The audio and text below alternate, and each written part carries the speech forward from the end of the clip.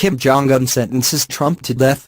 Here are 5 ways Trump could kill Kim. Last week, North Korean state media called President Trump a hideous criminal sentenced to death by the Korean people. It's not a clever threat. After all, here are 5 ways the U.S. could kill North Korean leader Kim Jong Un in the event of imminent war.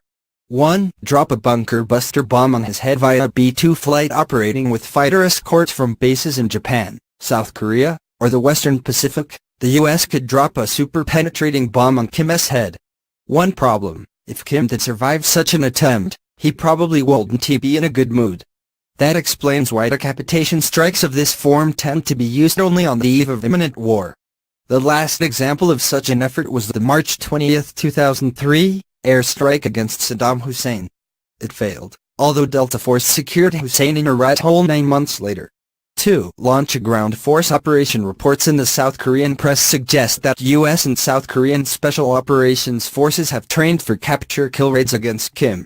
While the operation would only be carried out in the event of war, it might be more feasible than some presume. Consider that in a war situation, Kim would probably travel in a small group so as to mitigate any electronic and physical footprint that might be detected by allied intelligence platforms. In turn, if he was located, the outcome would likely be similar to what Osama bin Laden faced on May 2, 2011. 3. Recruited North Korean assassin. Palm Beach, Florida, is nicer than Pyongyang. Correspondingly, were CIA and South Korean National Intelligence Service targeting officers able to identify a greedy but perceivably loyal member of Kim's circle, they might also be able to approach him or her on their next foreign trip.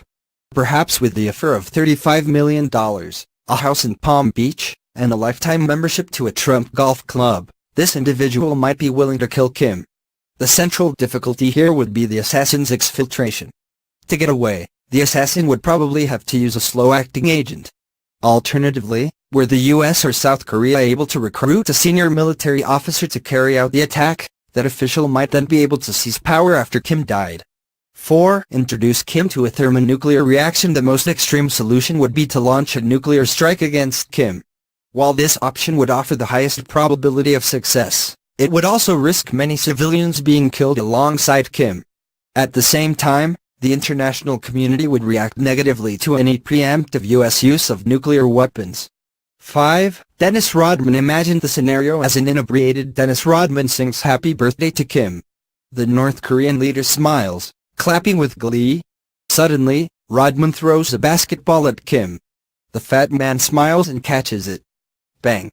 The insides of this basketball do not